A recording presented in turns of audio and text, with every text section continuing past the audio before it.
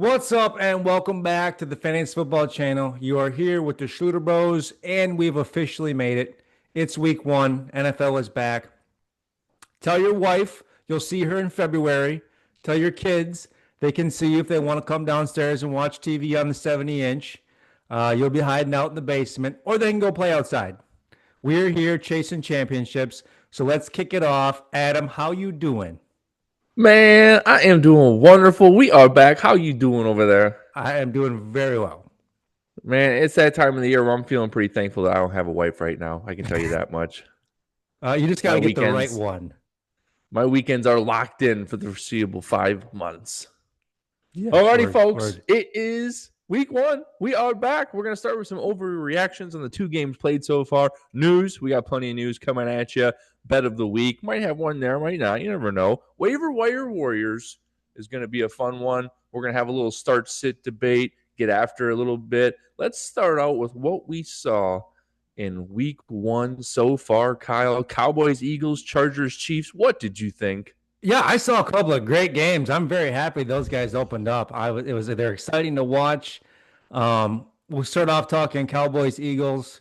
You were probably the mistake I made was playing Pickens and AJ Brown in Big Tuna. Yeah, that'll That get you. hurts. AJ Brown busted big time week Yes, he one. did. He can do that though, so don't worry if you have him. It sucks this week, but he'll bounce back. We Yeah, saw it's skinny AJ. Dak. We saw skinny Dak look great and help justify our bold rankings for him this year. Skinny Dak, Yep. my man. Yeah, fantasy production wise, he didn't do much, but in He terms did of not. how he looked phenomenal. And he had about 5 passes that were dropped between CD and his tight end. He was Yep. putting the ball exactly where it needed to go, where only his guys could get it. He did that. The receivers didn't hold up their end of the bargain out there, but Dak looks good. I agree with you there. And how about Javonte Williams? He Yeah, that was was a running like a surprise. bull. So far, that's the surprise guy week one. Yeah. My question for you, Adam, is that his best performance all season? Javonte Williams. Javante Williams. No, I think he will have an even better one after what I saw. I do think his best performances will come within the first few weeks of the season due to them having Blue and whoever else back there. But no, he looked great. The offensive line looked great. And you're playing against, a solid defense. So they will see worse defenses out there, and Javonte Williams will have better weeks as long as they keep feeding him like they did. Okay. Get them in a game where they're in the lead and then let them run the ball even more, and he could outperform that. I was very surprised on how well the Cowboys were able to run. Obviously, the Eagles' best defensive player, that D tackle, was ejected before the first snap for spitting on Dude, Dak Prescott. that was something else. So if you had the Eagles' defense, that really sucked for you. And I don't know how much that impacted their defense. They had a lot of turnover in the offseason on the defensive side of the ball. Yep. So, but I see that defense slowly sinking a little bit in rankings in my mind, and for especially against the run. Yeah, I mean, no, absolutely, absolutely, and what a solid game. I think the Cowboys raised some eyebrows by hanging in tough for that game, and I think without that defensive tackle on the Eagles, that helped a ton. They could run it up the middle all game, otherwise they wouldn't have been able to do that. Awesome. Anything else on them? Yeah, I mean, Dak should have had at least 2 touchdowns fall his way at least. So you're right. You're a little disappointed for fantasy, but he looked great. I think he'll have much Yep. better games to come.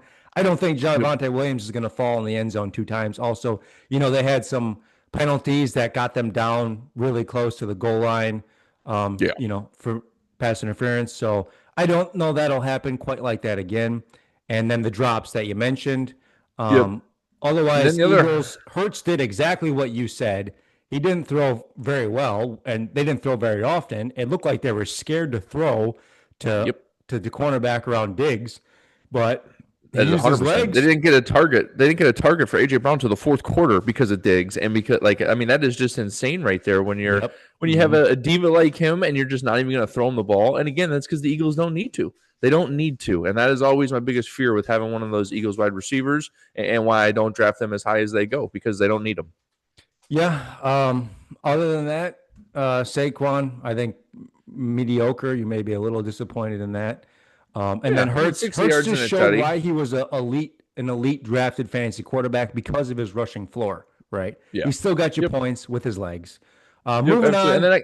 No, last thing I want to say real quick before we move on. The Eagles defense, with how many players have transitioned out of that defense, we're going to find out next week or whenever that D tackle comes back how much of it was him and how much this defense has regressed or how good that Cowboys offense was. But there is definitely some things that we're going to have to keep our eyes on with that Eagles defense because it had some holes last game.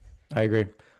Chiefs and Chargers. Chargers looked great, and my bold prediction for them to win this division this year looked good in week one. I had Justin Herbert in one league. What a performance. 28 fantasy points for me. Our boy Herbert looked great out there. He looked phenomenal. He looked phenomenal. Great. Hats off to Herbert. Hats off to Harbaugh for getting this team another step in the right direction this year. They put out a battle against the reigning dynasty team this past week. So that was awesome to see. I do got to ask run the ball Adam, well. Huge. Yeah. Your huge got his. He got his. Being slept on. He got his. Now we can. That's an overreaction right there. He ain't continuing with that. Is that not with Keenan? With Ladd, Keenan, and Trey Harris there, those three will emerge as the top three targets. Your huge got his taste in week one. I'll let you have it, but it's only week one. It don't mean crap. To me, he's got value in standard scoring. He's not going to get all the targets, but he's the touchdown guy. So him and Keenan Allen have touchdown upside for me. I love the young lad out there, but he's just not as much in the red zone effective in that offense. That was just week one. He will be. They'll get him in there. I think he'll run some swivel routes. I was surprised how much they were passing the ball though, and how well. Yeah, I mean they needed to. They had to keep putting points up. But yeah, that was more passing than I thought it would be. If they can continue that, this would be a much more enjoyable team to watch as opposed to the run-heavy Chargers of the past. What are your thoughts on Hampton week one? I thought it was solid. What do you have, like 48 rushing yards? I think it was solid. He showed some signs of, all right, he could be the guy, but at the same time, not enough body of work for me to get too excited overall. What do you think? Yeah, I'm similar. Like, he looked good. And, that's all I want to say. You were a little disappointed for fantasy, obviously. Chiefs do have a very good run defense, but good, not great. I did like the amount of volume he got. And for that. So if that continues, I think there'll be much better matchups for him. Just to echo that highlight, 15 carries to Najee Harris's 1. Yeah. So that's a great sign, and that is why his rankings have shot up over the past month, like we've talked about. That is not an equal split. That is just he's your guy. Yeah. So better matchups for him to come, but I didn't see enough though for me to be like, okay, he's elite NFL running back. Yet. Yep. Absolutely. So I'm excited to watch Genty today. Yeah, absolutely. Anything else on the Chargers? Because we got to do a real quick newsflash update here. We skipped over this. Judkins has signed on the Browns. He officially is a member of an NFL team, which also means he officially can be punished by the NFL. So that's going to be good to see. Now that's like, all right, we got him now. Now let's drill him and bury him for a little bit. But no, we'll see what that suspension does. CMC looks to be fully healthy and ready to play, from what my app has recently told me. He's got a questionable tag, but it sounds like he's going to give it a shot is what I'm seeing. I have him in Dynasty. I am playing him regardless unless something ridiculous comes out. But right now he's expected to play, so you play him. Yep, and then outside of that, there was one other update. Apparently, Kyler Murray is sick. Yes, late last night, he was up shooting zombies, playing Call of Duty way too late, and because of that, he is now sick, but we'll play through it. So we'll see how that goes with Kyler Murray today, but that boy's got to go to bed early. He's got to go to bed at 8 o'clock. You can't be staying up playing those video games all night long. Okay. All right, you want to say anything else about the Chiefs before we keep going? Nope, we're good there. Xavier Worthy, real bummer. Injured early in that game, ran into Kelsey. Looks like he dislocated a shoulder, which I told you when I texted you, by the way. He dislocated a shoulder, not knowing. Yeah, you did. You doctored that one up. Does this give value to Hollywood? Do you want to pick up some Hollywood now? I think in the short term, I think Hollywood has some value, honestly. I really do. Yeah. It's hard for me to get any more bullish on Juju. That's tough. I think Hollywood is the only one I see has now become potentially flexible unless they pick somebody else up. I mean, I could see them signing somebody. I don't know who, but their top two divas out early. That sucks. Who's Andy Reid going to pull off the couch this time? Yeah, seriously. Pacheco obviously did not have a greater performance as we were hoping for there. And Hunt was involved. I didn't really see Mitchell, but I saw Hunt involved quite a bit in the offense. Any thoughts there? I mean, they both had 5 carries. Don't love to see that. Pacheco 25 yards, Kareem Hunt 16 yards. So Pacheco a little bit more productive, but yeah, no, not great. Not exactly what we want to see there. Yeah. So But very with disappointing. Hollywood's 10 catches, he does have some value immediately Yeah, I think immediately. until those injured and suspended type players come back for him. Yeah, so he could definitely be a waiver wire guy. Yep. Okay. We moving on? Let's move on, baby. Little start sit 'em. Yeah, why don't you break it down for us? Yeah, absolutely. So we're just going to kind of talk about some players that we're either going to be thinking about what we're flexing on, or just some players that you can start or sit. My debate for one of my leagues was Dobbins, Chubb, or Eckler for flexing them in a standard league. And what I'm actually going to do is I'm definitely going to take Dobbins in the flex spot over Chubb or Eckler. This is not a PPR. If it was PPR, I'd lean a little bit more Eckler, but it is not. It is standard. And the reason for that is Dobbins just showed so many great flashes last year. He's the youngest one out of these 3 backs, and he plays for the best offense out of these 3 in terms of the Broncos playing against the Tennessee Titans. I expect them to get ran over. The spread's 8.5. It's the largest spread of the week. So I'm going Dobbins over those 2 other running backs for that reason. Any thoughts there, Kyle? Yeah, I mean, I do think the Titans actually had a surprisingly formidable run defense last year. I don't want to hear that. I don't want to hear it. The pass defense was pretty poor, but I think the run defense was actually pretty decent. But when I think about Dobbins and I think about RJ Harvey, in that same league, I actually have RJ Harvey. And my flex this week is either Harvey or Montgomery in standard scoring. And week 1, I am going to go Montgomery against the Packers instead of Harvey against Tennessee, mostly because he is still a rookie. And I think if Dobbins has, his better games will be toward the beginning of the season. And then I think RJ has a better chance to be much more effective as the season progresses, which is very often the case with rookies. Yeah, nope, that's fair. I always start a little slower. Got to learn more of the playbook, get some things figured out, see if they can pass block or not. All kinds of things that we're going to evaluate come week 1 for our RJ Harvey, J.K. Dobbins bet that we got going this year. Can't wait to see that come to fruition. Okay, next up, I'm talking a flex spot in a 3 wide receiver PPR dynasty league. This week, I rolled Ricky P over George Pickens. Mostly because I had a share of George Pickens in a standard scoring format. And I still think Ricky P. Jennings did get paid. Ricky P, I think, is going to be a monster target share toward the beginning of the season here. And I think it's going to throw it to somebody. Purdy, and I think that's what they're going to do. So I'm flexing him comfortably in a PPR format.